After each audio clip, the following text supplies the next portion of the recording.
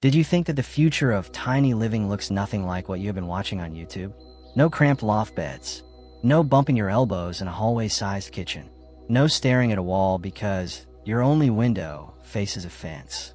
The future of tiny living looks like a hole in the middle of your house. That is right. The most exciting design concept hitting the tiny home world in 2026 is built around an open center, a living, breathing courtyard that architects call an atrium. And once you see why it works, you're going to wonder why every tiny home is not built this way. I'm going to break this down completely today. What it is, why it works, what it actually costs, and the real downsides nobody is talking about. Stick with me until the end, because the final section might completely change how you think about small space design.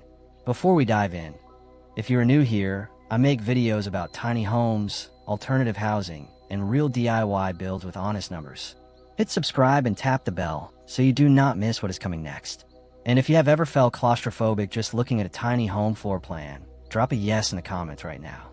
Let us see how many of us are out there. Let us start with the basics, because I want to make sure we are all talking about the same thing. The O-shaped design, also called an atrium home or courtyard home, is exactly what it sounds like. The house is built around a central open space.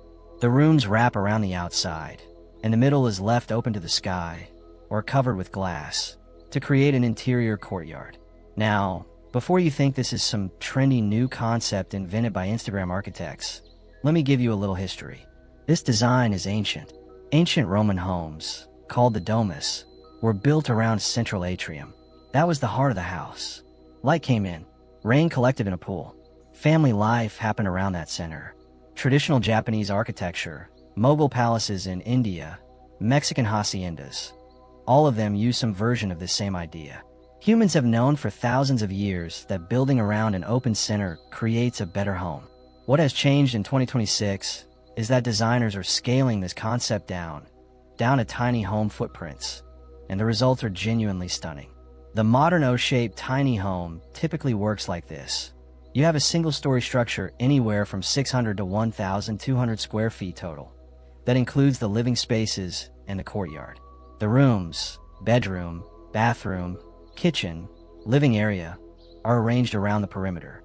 The courtyard sits in the center, anywhere from 45 to 130 square feet, open to the sky, or covered with glass or polycarbonate panels. It can be a perfect square in the center. It can be more of a rectangular cut-through. Some designs do a U-shape, 3 sides enclosed, 1 side open. But the core idea is always the same. The home breathes through its middle. Here's the thing that trips people up. The O-shaped home might have a smaller interior square footage than a traditional tiny home of the same overall size, because some of that footprint is dedicated to the courtyard. But what do you gain back in livability? It completely changes the math. So why does this design work so well, especially for tiny living? There are 5 specific reasons, and they are all backed by real data. Reason 1, natural light everywhere. The single biggest complaint about tiny homes is how dark they feel. When your home is small, your window-to-wall ratio matters enormously. The O-shaped design solves this completely. Every room in an atrium home faces the courtyard, which means every room has direct access to natural light from the inside out. You're not fighting for a window on the exterior wall. Your light source is right in the middle of the house. In 2025, a study published in the periodicals of Engineering and Natural Sciences found that natural lighting accounted for 40% of resident well-being scores in biophilically designed homes. That is not a small number. And for homes where darkness is the enemy of livability, this design solves the problem architecturally, not with more electric lights. Reason 2, passive ventilation and stack effect. Here is something conventional tiny home builders almost never talk about: air quality and thermal comfort. When your home is sealed up and small, it heats up fast. Cross-ventilation is difficult when you have limited exterior walls. The atrium solves this with something called the stack effect. Warm air rises through the open courtyard and escapes at the top. Cooler air is drawn in at the lower levels, creating a continuous, natural airflow loop that costs you absolutely nothing to run.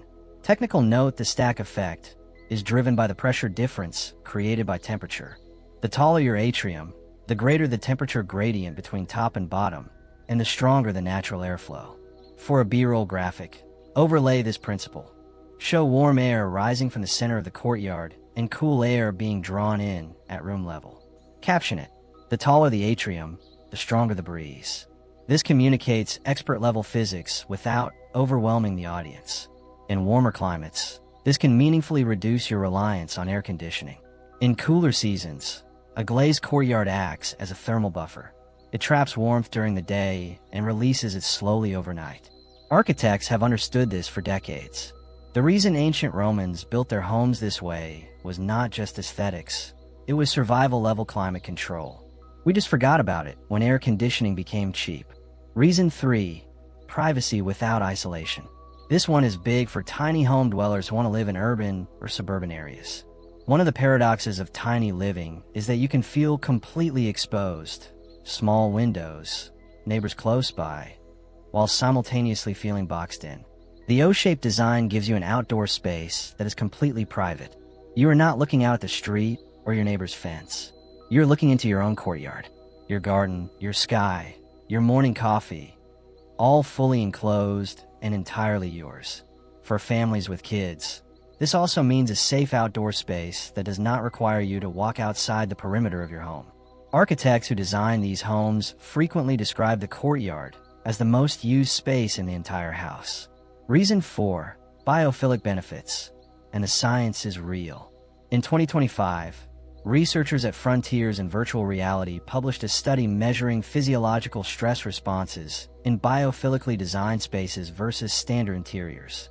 Participants in rooms with natural light, plants, and nature connection showed measurable reductions in both blood pressure and skin conductance levels, both of which are direct markers of stress.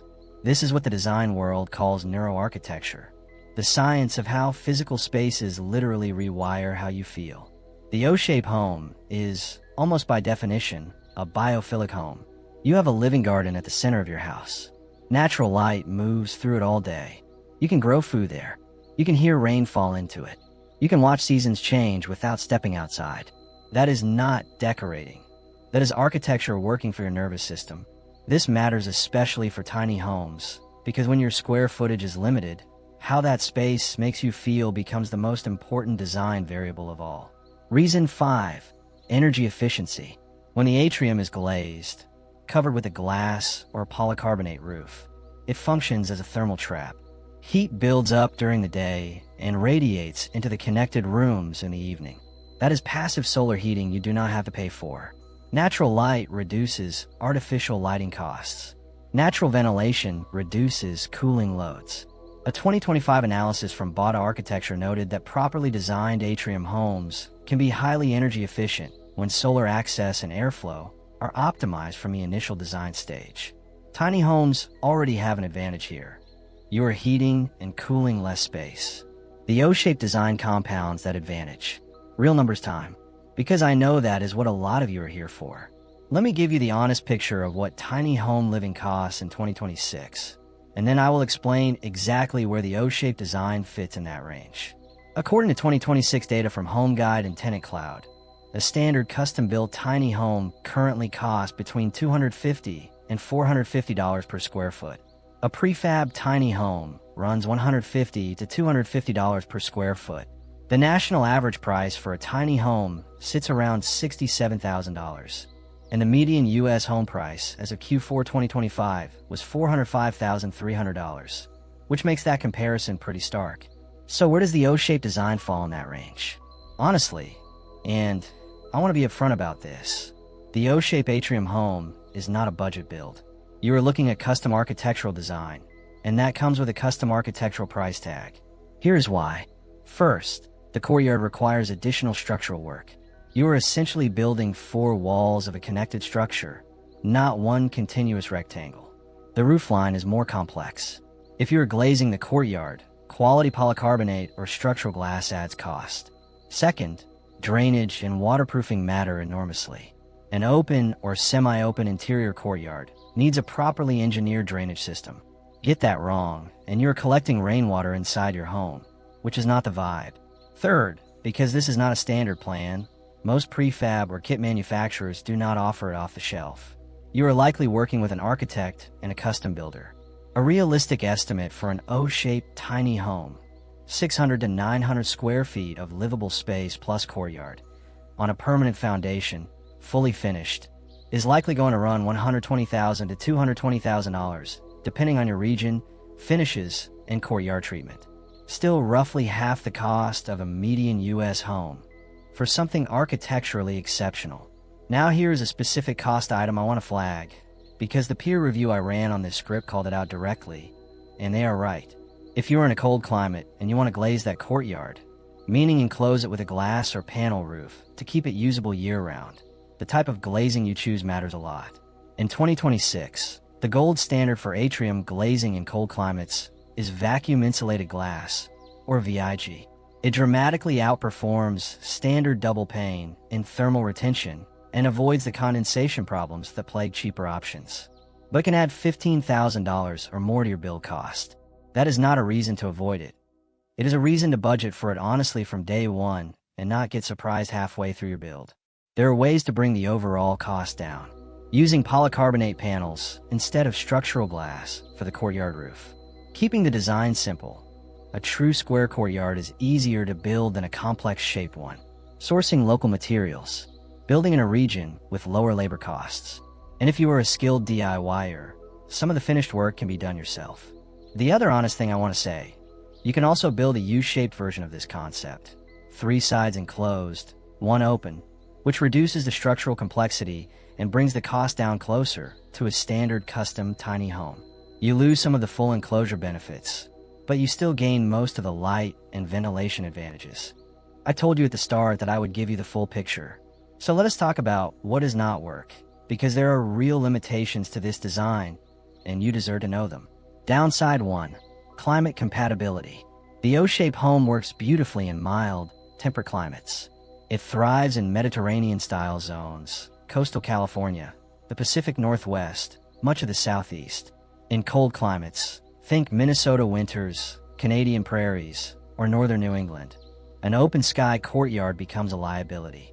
Snow accumulation, ice, and extreme cold dramatically reduce the utility of the courtyard for months at a time. You can mitigate this with a fully glazed atrium roof, but that adds cost and introduces new maintenance challenges. In extremely hot climates, the greenhouse effect can work against you. A glazed courtyard in Phoenix in July can turn into an oven.